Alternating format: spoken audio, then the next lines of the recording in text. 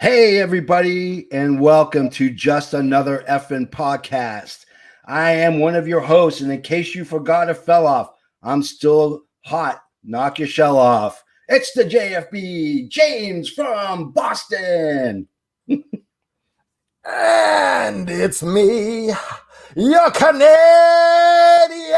hero, Canada Dry. Just kidding. We're ready to rock. All right, so we have a couple things to get to before we get to the meat of our episode. First thing is today is the unfortunate anniversary of Owen Hart's death. He passed away, 22 years ago this year? Yep. Yeah. So 1999, this day. Yeah. So if you haven't heard we did a podcast, a deep dive on Owen. Is episode 10, our ode to Owen, where we kind of deep dive into his career and talk about the highlights and everything that goes with it. So it's a tough anniversary. It came up on my Facebook feed this morning as well. So, and we did the show on the anniversary of his birthday, and today is the anniversary of his death. Yeah. Number 2, Just Another Effing Podcast, and Effing Wrestling has its own pro wrestling tees. So excited for this, JFB. It is awesome. We have our own shirt right now. It is the skeleton middle fingers flipping off with Effing Wrestling written over it. The official name of that shirt is the Effing Bird. The Effing Bird. It's at prowrestlingtees.com/Effing Wrestling. Yes. So do yourselves a favor, support the team, and put a shirt on your back. I ordered mine yesterday. And I ordered mine as well. And Dallas ordered his. Yeah. And it's just a great looking shirt. It's beautiful looking. It is gorgeous. Yeah. So I'm excited to get that. And hopefully we'll be able to maybe even do an unboxing on the show. Oh, that'd be cool. We could do that. That would be awesome. I can hold off in wearing it until the show. But you'll get yours first because I'm in Canada. So yeah, it's going to take a while. You guys even have mail, or is it all by a horse? Dog sled. All right, so let's get to some news. WWE again released some wrestlers this week. It was WWE NXT. Yeah, they don't release too many NXT guys, but I guess it's yeah. So there was 8 in total. The 4 that really stood out was Alexander Wolf, who is a member or was a member of Imperium. Vanessa Bourne was dismissed. The 2 big ones was Drake Wirtz, who happened to be the head referee. And Velveteen Dream was also released. He was released a little bit earlier. He was released on Thursday. The rest of them were released on Friday. I'm not surprised about Velveteen Dream. I'm not surprised about Drake Wirtz. If you create controversy for a publicly owned company, their stock is traded on the national exchange. It was a matter of time for Velveteen. Yeah, it was a matter of time. So, coinciding with that, if you were watching Impact, they released a package to start hyping up Slammiversary, and they made reference to, of course, Velveteen Dream, possibly maybe showing up by Impact on Slammiversary. So they just grab onto anyone who's released. Hey, come on, get over here, go out. Well, they flashed a big yes too, so that was an indication that they want to get Daniel Bryan, who is I don't see that happening. They're just using his name like Impact. You gotta love them, man. They can definitely do a work for sure. Yeah. Will Ospreay is forced to relinquish the New Japan Pro Wrestling heavyweight title after a massive neck injury. He is also the Revolution Pro heavyweight champion as well, but they have not said what they're going to do. But New Japan Pro Wrestling has said that they relinquished the belt from him, and that hopefully they get rid of that ugly belt, the Cody neck tattoo championship. Like the other one was beautiful. I don't know. The Cody Rhodes neck tattoo belt. That's what they should call it. The championship. It is absolutely horrible. Lighter news, WWE announced, as well as AEW, that they are going back on the road to a city near you. That's exciting. And hopefully they'll come to Canada soon. And It would be cool if we could eventually get together and go to a show. Me, you, Dallas, and all the other crew. That'd be so awesome. That would be incredible. Be able to get together. That'd be awesome. I would love to do that. The whole effing wrestling crew. Yes. Now let's talk about a friend of the show, Natalia Markova. Had her first match with AEW Dark. Lasted about 3 minutes, but it was impressive. I was hugely impressed with her. Oh, man, I've been waiting so long for that moment. I've been pushing for that on Twitter. I've been pulling for her for almost a year now. Yeah.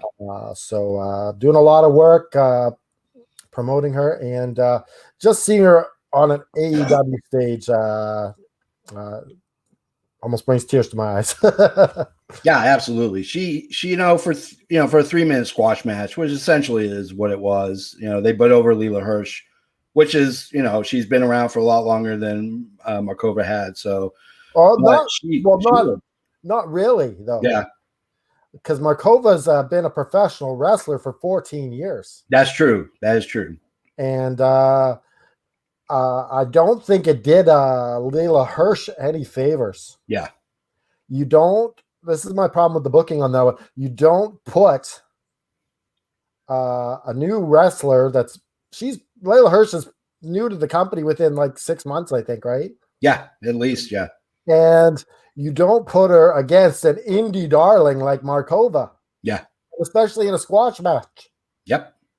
The internet was trending in Markova's favor. She was all over the place. YouTube is just Markova. So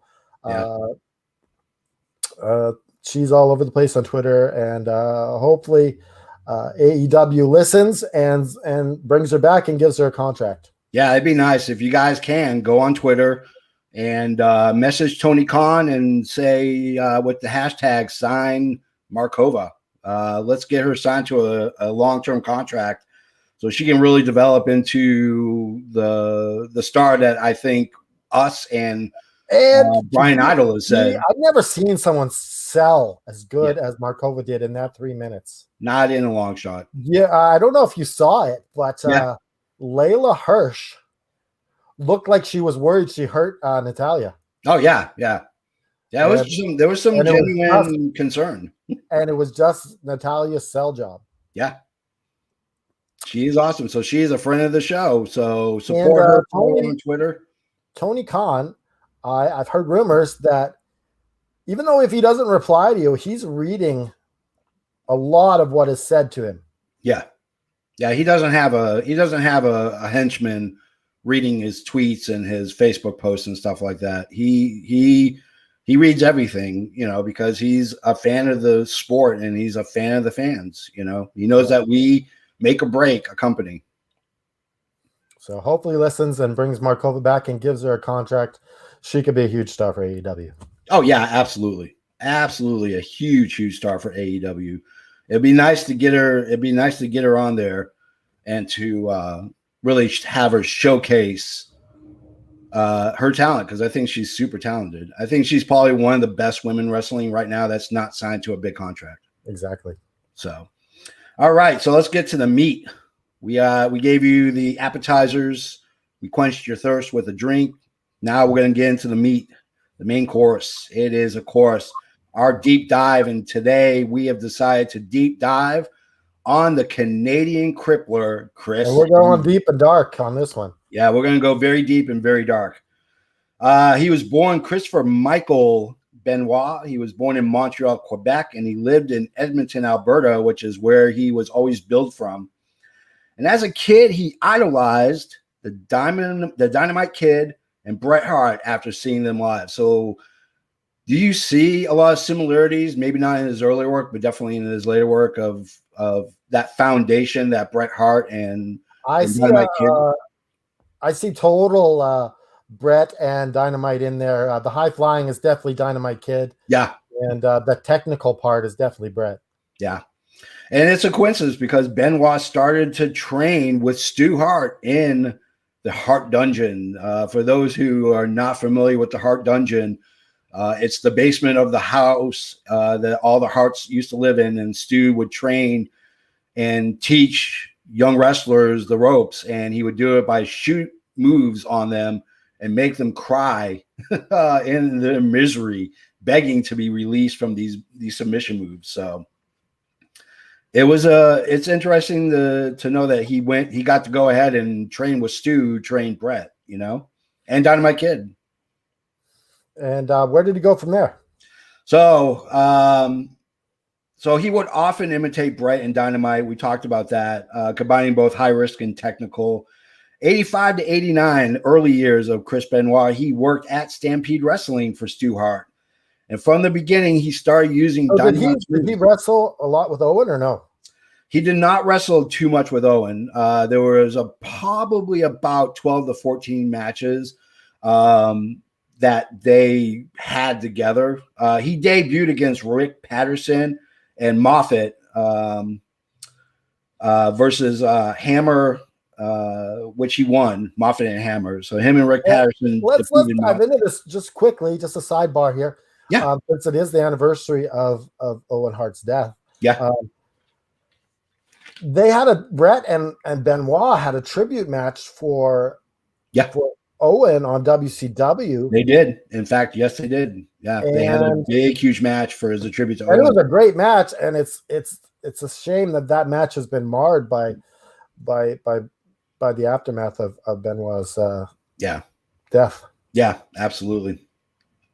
So while he was in Stampede Wrestling, he won his first title, the Stampede British Commonwealth Mid Heavyweight Championship in '88 against Gama Singh. Have you ever seen Gama Singh wrestle? Gama Singh, I loved Gama Singh in Stampede. He was great. He was awesome. He was absolutely probably one of the best bad guys to really come out of that era. And him and Bad News Brown. Yeah. Yep, absolutely. They were just, they were vicious. He's won several tag titles and Commonwealth titles and had a lengthy feud with Johnny Smith. After that, right around the time of '89, that's when Stampede folded and got swallowed up by WWE. So he left Stampede Wrestling about a month before it closed and reappeared in New Japan Pro Wrestling, where he started off his career, spent a year in the dojo learning his craft. So he was a young lion, like all these other great New Japan Pro Wrestling. Jericho was there around the same time as him as well. Jericho was around the time. He was with FMW. Jericho really didn't wrestle that much with New Japan. They do a cross promotion every once in a while, but this is right around the time when Jericho is wrestling for Frontier Martial Arts Wrestling. And he debuted in '86 as Chris Benoit. This is also why he's working at Stampede. So he would go to Japan. Works a little different. I'm a huge. He's a little bit older than Jericho as well. Yeah, he is a little bit older than Jericho. Okay. For me, I'm a huge Japanese wrestling fan. They don't run year long like WWE does, where it's a Monday night show and a Friday night show. They run tours, so they'll do a 2-month tour, then they can go back and wrestle wherever they are wrestling, and then they go back to Japan and do another 2-3 month tour. So that's essentially how it works. Well, he got over big time in Japan, didn't he? He got over huge because in 1989, was it Malenko? Yeah, it was. Yeah, he had big matches with Malenko. Yeah, he had huge matches with Malenko, and then in '89. When he went back after Stampede folded, he wore a mask and called himself the Pegasus Kid. What a great name. I know. That is an awesome name. The tights had the Pegasus winged horse on each side. His mask was a little corny, but the whole name's corny, but it's fun. Pegasus Kid is kind of corny. I love a great history on stuff like that. Yeah, and he hated the mask. He's made it very well known in interviews that he hated the mask at first, but he found that as he kept wrestling in New Japan with the mask, it became a part of him, and it's true because I remember, in preparation for this episode, I went back in New Japan Pro Wrestling and watched him wrestle in his early years in New Japan and his older years in New Japan. And he seems to be a lot better in his later years with the mask than he was without the mask when he was just called Chris Benoit. Have you ever watched any of his New Japan stuff? Just the Malenko stuff. Yeah. Well, I'm gonna give you my information so you can log on and watch because there are some amazing matches. Liger, Shinjiro Otani, Black Tiger, who happens to be who's Black Tiger? Is that Jericho? No, Eddie Guerrero was Black Tiger. No, wait, it wasn't Malenko. He had the matches. It was Eddie. It was Eddie. Yeah, it wasn't Malenko. It was Eddie. Wasn't Malenko. He had a couple of matches with Malenko. Him and Eddie were best friends. Oh yeah, absolutely. And El Samurai as junior heavyweights. Okay, so I have my autographed Chris Jericho rookie card here. Nice. And so the same time, and I regret not buying it, the same time there was an autographed Chris Benoit card, and I didn't buy it. It was super cheap. I just didn't buy it because of the darkness surrounding Benoit, and I wish I would have actually bought it. Yeah, it's I used to have an autograph of his when I met him at a show. It was a live show for WWE. It was one of their live shows, and a buddy of mine got me backstage, and I got to meet Chris Benoit and kind of just fanboyed and gushed, and which he kind of took in stride. He got very uncomfortable when people would gush over him, especially with his talent and stuff. So while in New Japan, he won the IWGP heavyweight title in 1990, beating Jushin Thunder Liger, which will go down. He's the top guy in Japan now. Yeah, he is. He'll go down as one of the great. He will go down as the greatest junior heavyweight champion or junior heavyweight wrestler wherever, not just in Japan. That man was tops everywhere he went. He went to Mexico for a couple months in between tours and lost his mask in Mexico to Jushin Thunder Liger again in Mexico at AAA. And I'm sure he was happy to have that happen. Yeah. And then he became Wild Pegasus. He won Best of Super Juniors in 93 and in 1995. He sandwiched Jushin Thunder Liger's win in 94. He also won the inaugural Super J Cup in 94, beating Black Tiger, Gato, and the Great Sasuke. So you're talking like a murderer's row. And Black Tiger is Eddie Guerrero. And Black Tiger is Eddie Guerrero. You're talking like a murderer's row of some of the best junior heavyweight champs and heavyweight wrestlers and junior heavyweight wrestlers in Japan. Black Tiger, Gato, and then the Great Sasuke. So is he going to WCW after this? He does go back. He does go to WCW in between tours. From 92 to 93, he came in as a tag partner for Biff Wellington. Biff Wellington. What a great name. What do you want for dinner tonight? I would like to have some Biff Wellington. You mean beef Wellington? No, I want some Biff Wellington. I want it medium rare. I don't want it well done. Yeah, I don't want it well done. That's too tough, right?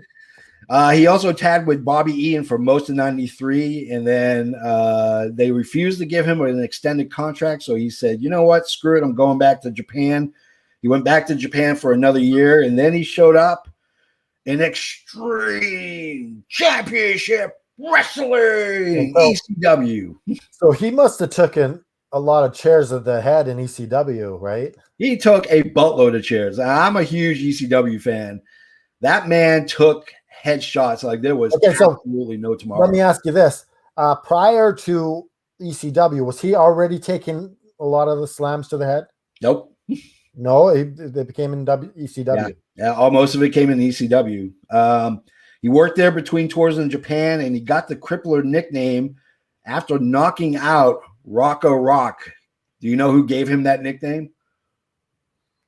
I'm not sure. Paul Heyman. I was gonna guess, but I don't. Paul Heyman. He knocked out Rocco Rock from Public Enemy. Knocked him out cold. He was actually part, and this is before ECW became Extreme Championship Wrestling. They used to be called Eastern Championship Wrestling. Right.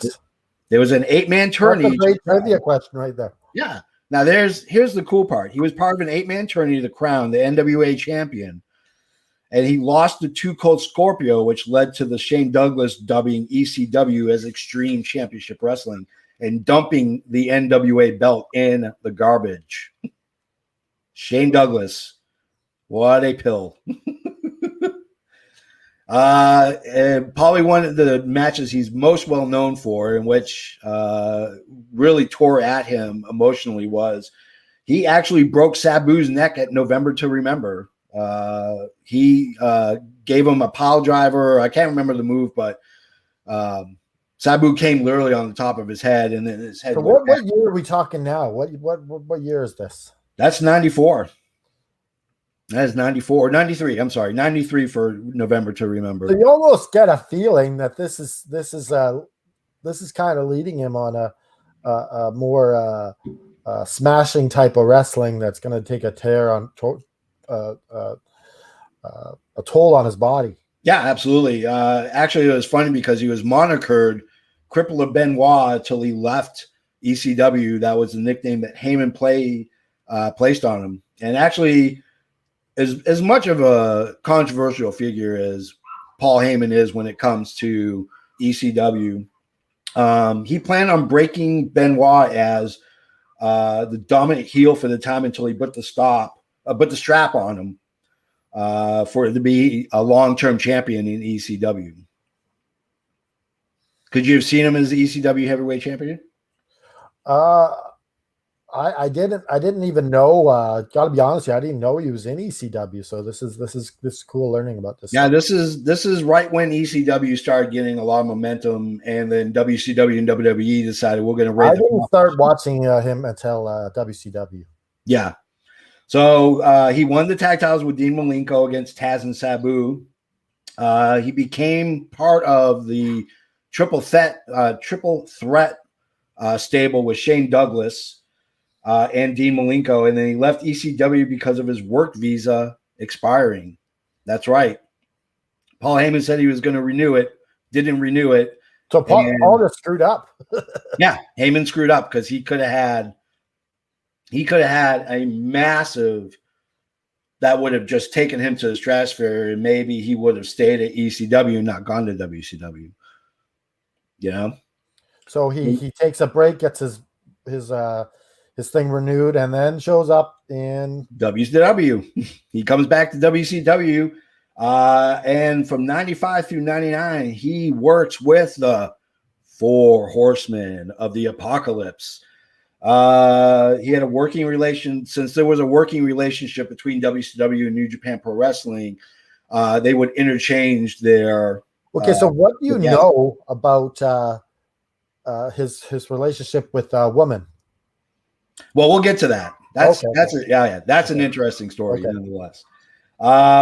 He competed in the Super J Cup again, this time beating a wrestler by the nickname of Lionheart, who happens to be Chris Jericho. Chris Jericho, the demo god himself. Then he lost to Gato in the finals. He was approached by Flair to join a new version of the Four Horsemen with Flair, Arn, and Pillman. And now we start getting into the love story aspect of this. He teamed with the Dungeon of Doom so they could beat up on Hogan and Macho. This led to a feud with Kevin Sullivan, who happens to be real. Yeah. And for those who don't know, Kevin Sullivan, who's from Boston, Massachusetts, was one of the head bookers of WCW at this time. So he encouraged a lot of the relationship between him and women, right? He did, yeah. Sullivan booked an angle that Benoit was having an affair with woman, who was Nancy. Nancy, right? Yeah. That was really married to Sullivan. She was married. That's not kayfabe. That's a shoot. She was married to Kevin Sullivan for a lot of years. The affair angle forced them to be seen in public and eventually led to a real affair. So that's a huge, huge play because it's well known that the feud between Benoit and Sullivan was not just on the mat, which were often very violent and extremely bloody, but there was a lot of heat backstage between Benoit. Yeah, imagine wrestling someone who's stealing your wife.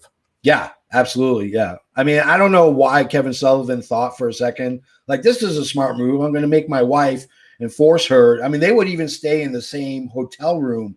That's how kayfabe this was. I guess he trusted her. I wouldn't do that. That's too many tear shots to the head for Kevin Sullivan, my friend. Must be. Oh, man. So he left. Don't let your wife be involved in professional wrestling. Yeah.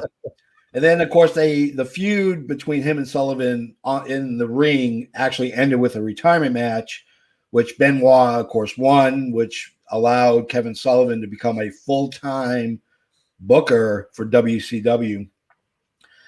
He left the Four Horsemen and created the Revolution, a new stable with Malenko, Saturn, and Shane Douglas. The heel stable was formed because in real life they felt slighted by management. And at this time, you almost forget that Shane Douglas was in that group. Yeah, the franchise Shane Douglas was the reluctant member of Revolution. These were little guys in the big man's world. So obviously, I mean, they booked like WWE booked. You got Hogan, you got Macho Man, and we'll book you guys mid card somewhere.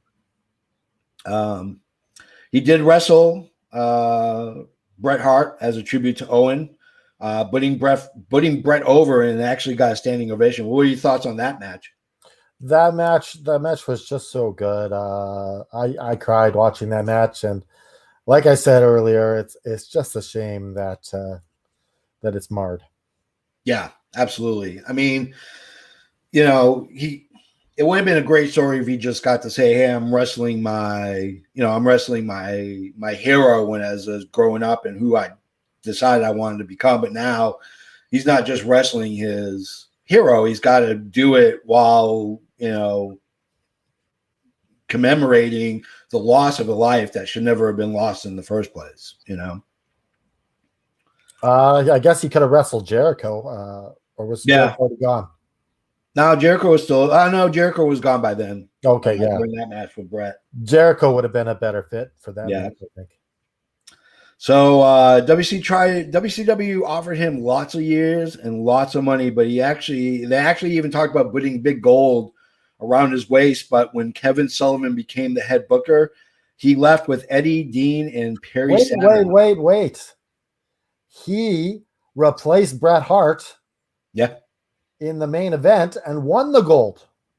He did win gold. They did not officially for that night. He won the gold, and then they found a new champion the next night because they were trying to keep him, and they thought that this would keep him. And it's funny because WWE recognized it as him being a WCW champion, but WCW, now it's a little bit different because they're owned by WWE. But back then, if you looked at the list of champions, Chris Benoit is not listed winning Goldie at all, period. But yeah, he did win for a couple nights, for at least one night that I know of. And I believe he was also in the finals in a tournament where Bret won the WCW championship as well. Yeah, absolutely. So he leaves with Eddie, Dean, and Saturn, and they go to WWF/WWE. They came in as the Radicals, and they teamed with Triple H and soon became heels. Do you remember their front and center sitting in the crowd?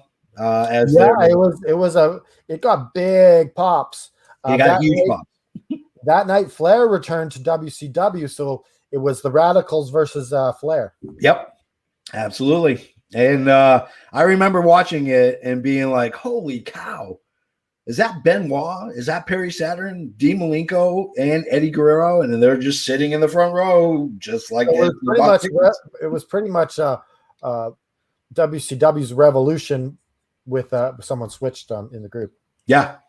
So it doesn't take very long before he wins his first championship gold. He won the IC title, beating Jericho and Angle, and then became a year-long feud with Jericho where they would bounce that title between them for about 11 and a half months. I love that feud with Jericho. If there's two opposing people with the same move set, it's those two, you know. Yeah, they had some great matches. Definitely. Oh yeah, they had amazing matches. Absolutely. He then became a face after leaving the Radicals and started a feud with Kurt Angle again for the IC title. That feud I wasn't a huge fan of. I thought Angle tried to make himself look better than he was. It didn't look as good as it did with Jericho. There was such a movement and flow of between Jericho and Benoit when they were wrestling. Definitely. And I don't know if this is on your list, and we can maybe scratch it off if it is. We just approached the anniversary, May 21st, of Chris Jericho and Chris Benoit having the best tag team match in the history of Monday Night Raw. That's true. Triple H and Stone Cold Steve Austin, and that match was iconic. I've never seen a better match on Monday Night, a tag team match on Monday Night Raw. Yeah, that's a great match. That was a fantastic match. He got a serious neck injury that required surgery. After returning, he had feuds with RVD, Mr. Monday Night, Kurt Angle, and then won the tag gold with Angle. I mean, you know, it was kind of a way to kind of give him something to do while he was still – I don't think he was ever 100% coming back from that neck injury. And how many headshots has he taken by now? Well, that, and then, you know, how many times has he concussed himself doing that diving headbutt over and over and over? And he is one of the only people that was cool with taking a headshot to the back of the head straight on. Oh yeah. Yeah. Like he would do stuff that you didn't really have to do for the love of the sport and for the love of, you know, the professional wrestling. Yeah. I played soccer. I've gone hit in the head with the ball. I've headed balls before. I know I've had concussions, and it's not worth it. It's not worth taking a shot to the head. I had a concussion from my accident, and it took me. I still feel symptoms to this day. Yeah. Oh yeah. From that concussion, and my memory is not quite the same. So I imagine doing it every single night. It's crazy. Yeah. So eventually Benoit and Angle separated, and then Benoit faced Angle for his world championship at Royal Rumble, where he lost to Angle. That was his first title shot.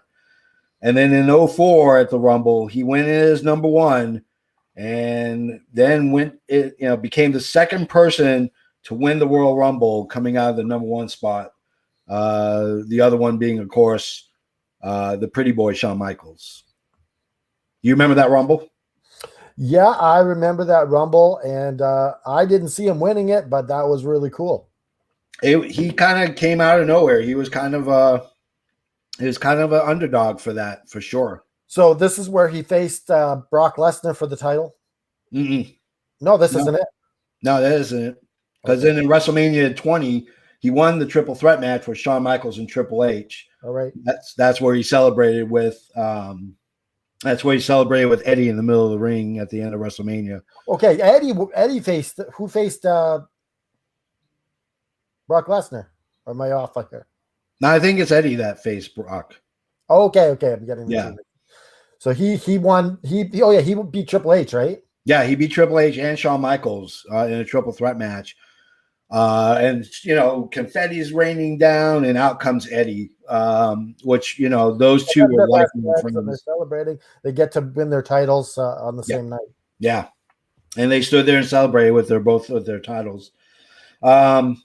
He also won tag team gold with and becoming a double champion with Edge to win the tag team championships. And then in November 13th of 2005, which was a really dark day in wrestling, one of the greats, Eddie Guerrero, passed away. And this is it really affected Benoit. Yeah, they say that he changed after that. He kind of went on a downward spiral mentally. Yeah. It's an emotional loss. I don't know. Do you remember watching the Eddie tribute on Monday Night Raw? Yeah, it was definitely emotional. Yeah. I mean, Benoit cried pretty much throughout the entire show when they kept doing clips and they kept showing Benoit and him talking about Eddie. He probably took it worse than, or at least he made it appear he was taking it worse than anybody else. Well, I think he did. Yeah. And I mean, it was very apparent that even weeks and weeks after and Nancy and I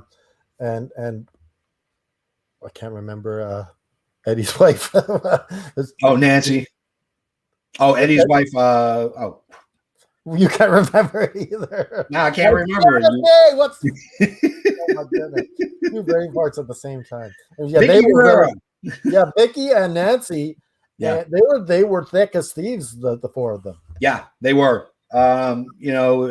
Everybody's got to have a best friend in the world, and Benoit and Eddie were each other's best friends, and Vicky and Nancy as well. Yeah.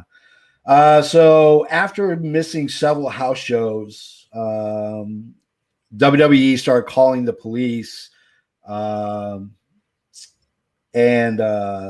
started calling Chris, and Chris, of course, said, everything is fine, but my wife and kid have food poisoning, and they've been throwing up blood, and so I'm going to miss some more house shows. He missed more house shows, didn't call, didn't answer the phone. The WWE went ahead and called the police in Georgia to do a welfare check. And that's when they found Benoit, his wife, and his 7-year-old child with Nancy were found dead. Police determined that he killed his wife and son, and then killed himself in his gym inside the house in the basement. He committed suicide. So it was Malenko who phoned him and checked on him. And so the weird thing is, this is right after he had killed his wife and kid, and was planning on going to the pay-per-view to face CM Punk for the ECW championship. Yep. And he was planning on going. I guess I don't know what he was thinking. He was confused, obviously. Well, he poisoned his son, and then when they did the toxicology, it says he put a sedative on his son. Yeah, and then strangled him. Yeah. Toxicology found Xanax, hydrocodone, hydromorphine, and high levels of testosterone that was inside Chris Benoit's body. That's the toxicology report. He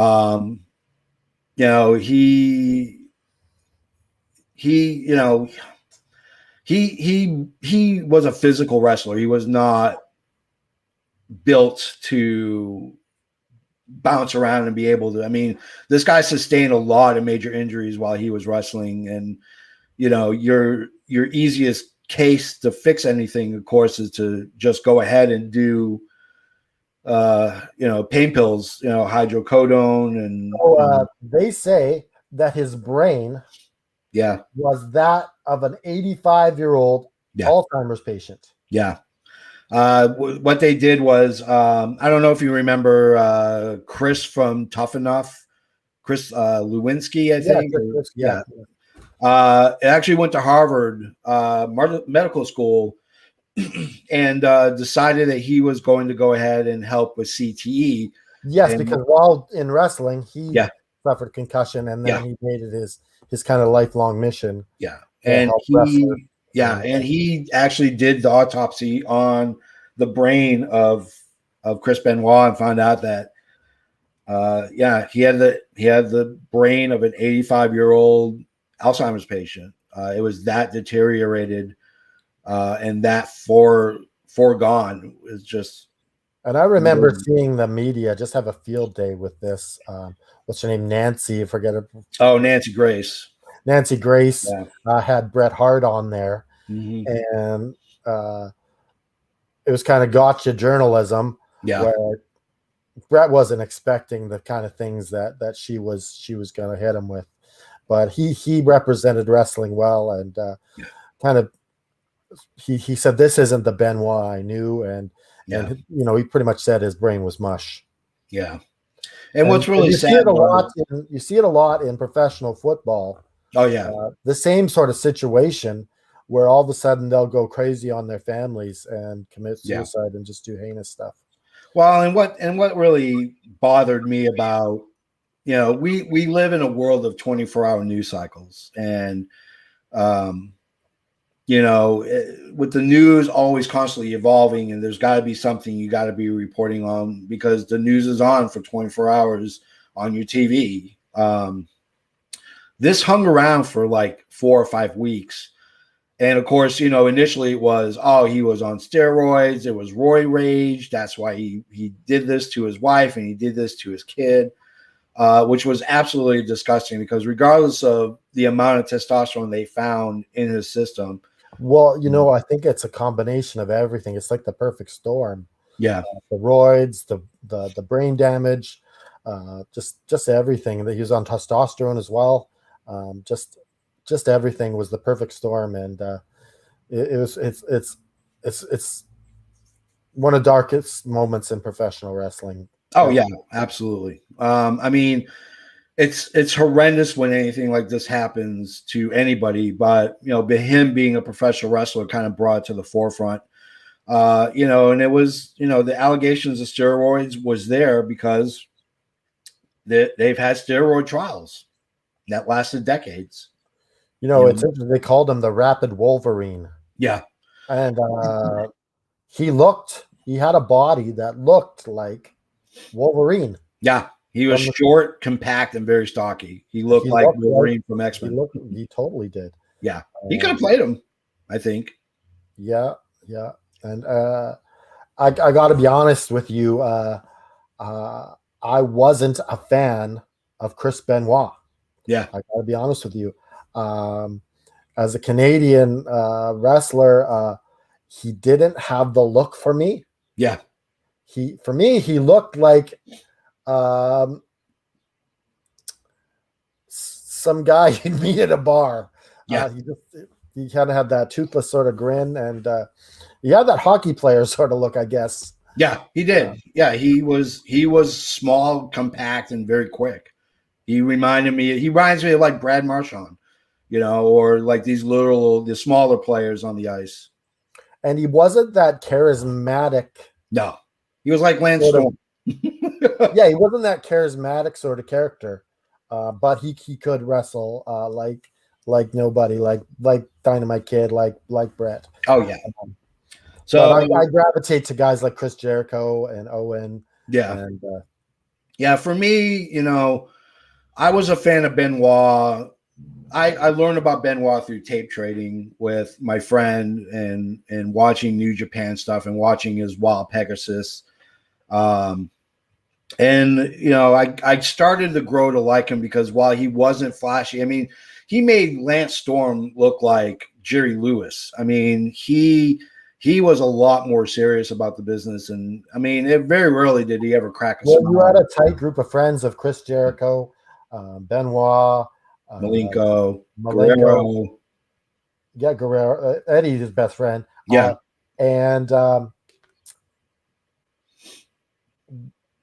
Like, imagine finding out your best friend did this, like the thought. Yeah. To know that your best friend was capable of this and what kind of, thought, like you wouldn't know, like it's like finding out your kid's a serial killer, right? Yeah. Yeah, no kidding. But like I said, I mean, I was a huge Benoit fan. I was a fan of his in ECW. I followed his WCW career. When he went to WWE, I actually wasn't watching WWE at the time. I was watching WCW mostly, and that's when I was as well. And that's when I learned he was. Somebody said, "Hey, you got to watch, Raw from last week." And I'm like, "Well, yeah, I got, I don't have." He gave me the tape, and I watched it, and sure enough, there he is. There's there's Benoit and Malenko and Guerrero and Saturn, and I was like, "Oh, I'm going to start watching WWE now." More than WCW. let's talk about the Bibles that were placed next to his wife's head and her son's head, and what was written is this handwritten notation in there saying, "I'm preparing to leave this earth." Yeah. And it was found on his computer a lot of things about how to raise the dead and stuff like that. So I think he had a moment of clarity after he did it, and it was just like, but not clarity, because you obviously get raise the dead. Yeah, obviously. And this Bible was sent to his ex-wife in Canada and his other son. Yeah, actually, it's funny. His other son was actually learning how to wrestle. Lied about his. He was going to wrestle. I can't remember where. He was going to wrestle. David Benoit, right? Huh? It's David Benoit, right? Yeah.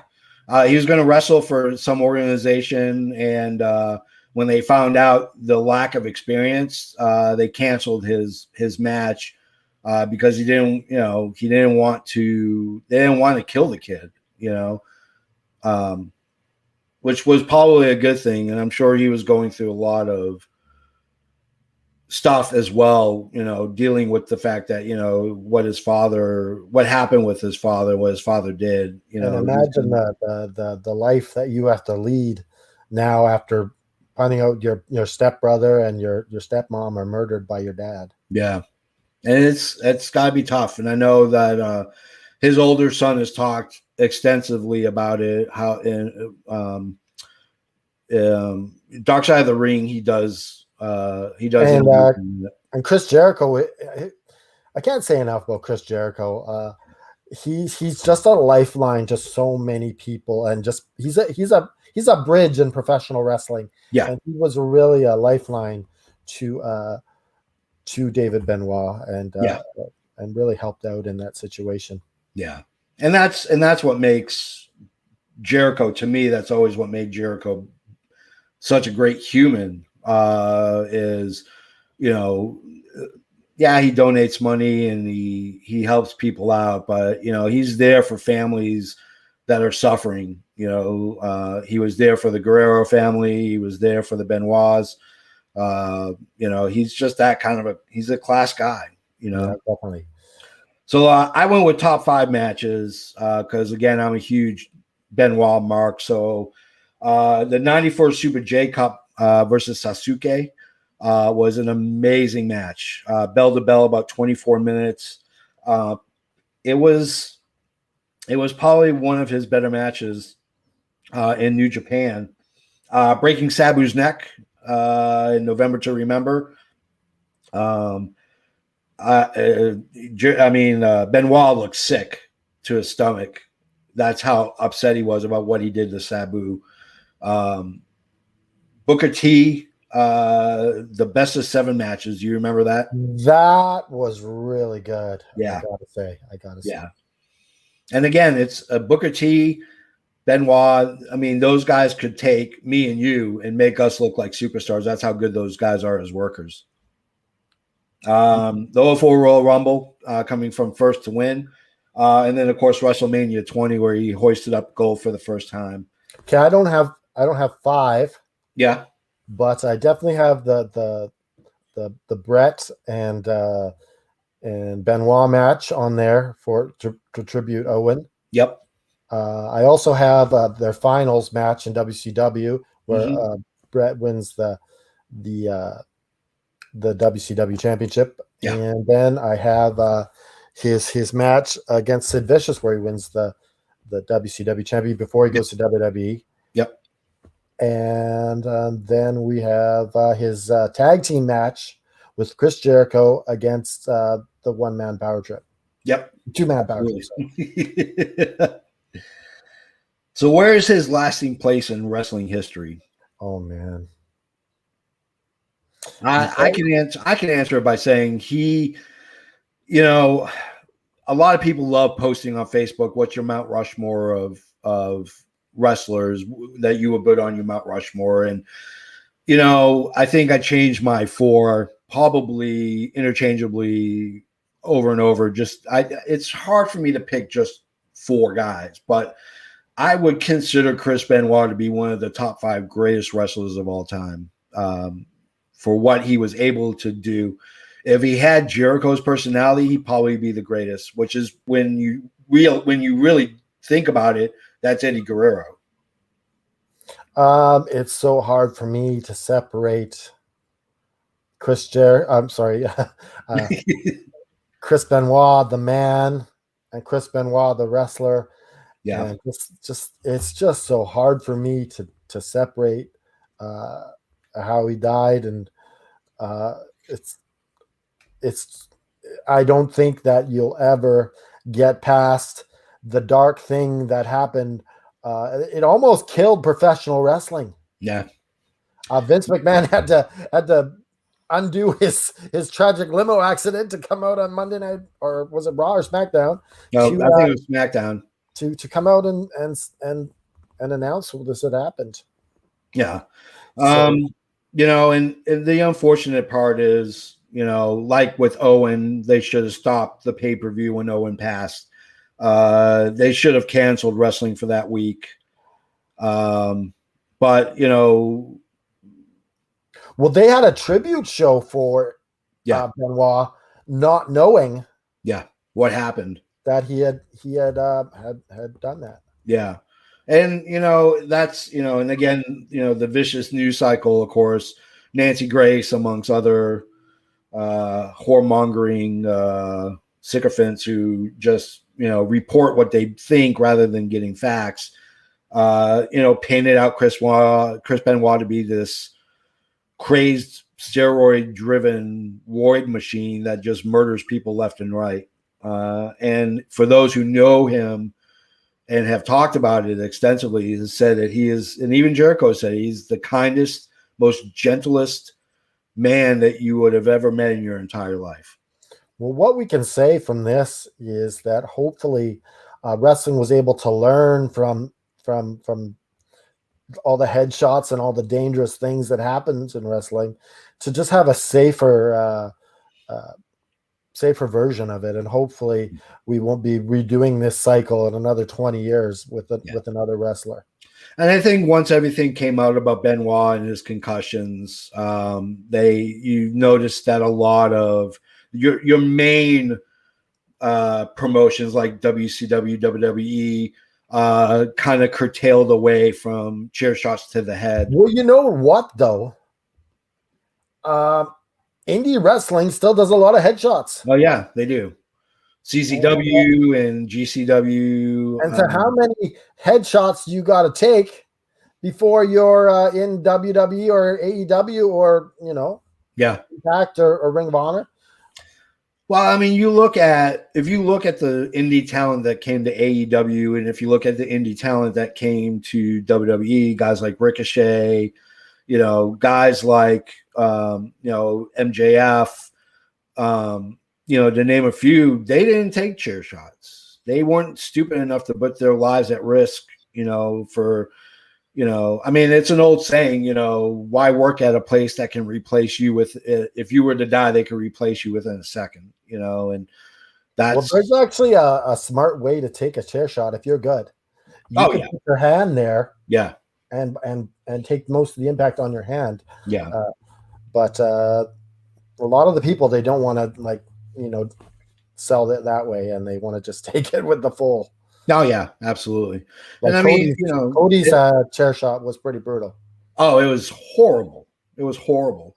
And I'm glad that they don't do the chair shots to the head as much in the big, I mean, indie guys are indie guys. You got to do something to make a name for yourself. And if it means taking a chair shot to the head, if you think that's going to help you, you're an adult. That's your prerogative. I think there's better ways to do it, So that's our deep dive on Chris Benoit. Of course, you can download our episodes, Apple, Spotify, Overcast, Google Podcasts, you name it. We are out there on every platform. Then you can check this on YouTube Thursdays. And well, the video version of it. Yeah, video version. You can watch the two beautiful, most gorgeous men of podcast wrestling to showcase their looks. And I just want to say on a side note, Yeah.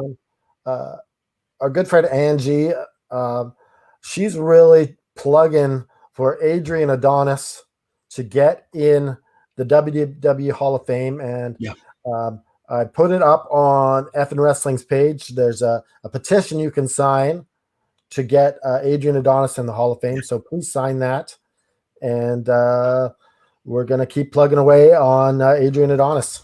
Yeah, and actually we did him. We talked to his daughter Angie on episode 6 of Welcome to the Flower Shop. Excuse me, where we talk about the life and career of Adrian Adonis. And let's just quickly talk about this quickly. After that episode, we talked a bit about this on Twitter. Hulk Hogan, a week later, posted a picture of him looking at Adrian Adonis. So, Mr. Hollywood Hulk Hogan, you don't have to, cover up for us. We outed you, so you want to come on our show and explain yourself? Feel free. Oh yeah, come on, brother. We could do a whole episode just about you being you. Hulk being Hulk ain't gonna change. Free invitation, Hulk Hogan. Yes. So like I said, download and listen to us on Mondays, and then watch us live video on Thursdays. Don't forget to visit Pro Wrestling Tees. Actually, it's a good time for you to pick up one of our shirts because Memorial Day weekend is right around the corner, and they're doing their Memorial Day sale, 20% off of T-shirts starting Wednesday. So Wednesday's the perfect time to pick up an Effin' Wrestling shirt. Yeah, pick up an Effin' Wrestling shirt. So without a little bit of fun with one of our friends at Effin' Wrestling, Luke Anthony Walsh.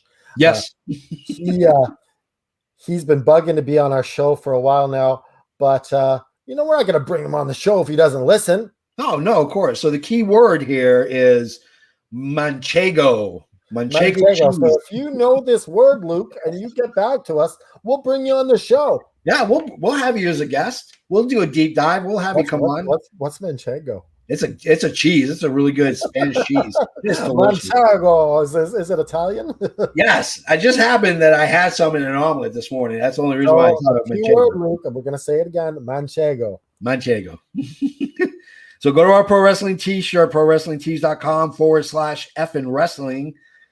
I can't ask you guys enough. It's a great way, buy one for grandma, buy one for your dad for Father's Day, Memorial Day, put a shirt on your back. And it's not just to put money in our pockets, because we're going to pile up this money and do some very cool things. We're going to do meet and greets. We're going to build up the brand.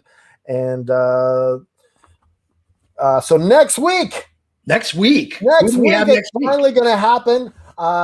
We're going to be face to face. Yes. With the Russian crush, Natalia Markova. Yes, that's right. After her stunning debut on AEW Dark, we will have Natalia Markova on the show, the Russian crush. And it's going to be our biggest guest yet to date.